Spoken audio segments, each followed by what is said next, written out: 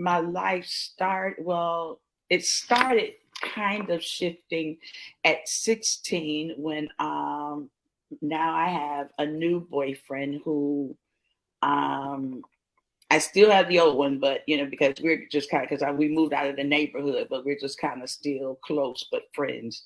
And my new boyfriend now who commits suicide in my mom's house in front of me. Oh God. And I was out of 6 couples that summer in Chicago, 6 teenage couples. I was the only one that lived through it. All the rest of them killed. The girls were killing their boyfriends and then killing themselves, or the boys killed their girlfriends and then killed themselves. And my friend just killed himself and allowed me to live. He didn't, Why? I know this was demonic because we know it's demonic, but what was taking place for them to even decide to do this? We don't know. It was just on the news and I didn't even know this until after his death, that I was the only one that lived through it all. But he had told me, he said this summer, he said either someone's going to kill me or I'm going to kill myself. And he did. He went, he told me, he said, I want to see my mom, which he saw my mom, which I couldn't understand because he knew my mom didn't really like him like that. So we went back over my house and I was upstairs. I told myself I'll be back. This was May, it was hot. So I said, I'll be back. I went upstairs to my room, changed clothes. And while I was up there, he called me. And he came to the top of the stairs. He said, no matter where you go in life, no matter what you do, remember, I'll always love you. And I was like, okay, I'll be downstairs in a minute. And by the time he went back downstairs, like a couple of minutes later, 2-3 minutes, I heard the shot. And I called him. I was like, what's going on?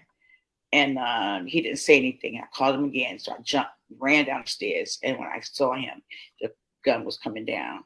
And I ran to him. He fell forward on my chest. He fell forward dead. And so, they tried to say that I killed him.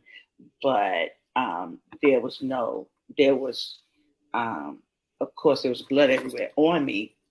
And there was residue on my hands, but there was no powder burns on my fingers from shooting the gun. Yeah. And that's what saved me. Lord have mercy. Mm-hmm. And you were about 16? I was 16. What was that like for you? I mean, it's just obvious, but I still want you to share. What was that like for you at that moment? Say again. My mind popped.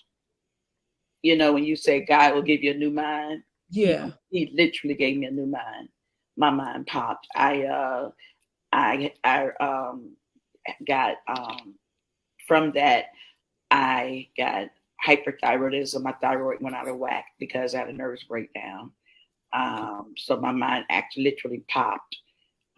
They put me on 100 milligrams of Thorazine 4 times a day. Thorazine is for the clinically insane.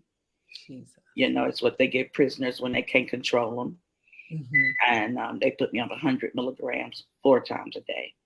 Jesus. So my mother had to lead me around. If I had to go to the bathroom, she had to take me by the hand and take me. Yeah. And this is when I found out for real, that my mother was like the wind beneath my wings. I could be sitting here talking to you and fall asleep and stay asleep for 2 days. That's what 100 milligrams of Thorazine would do to you.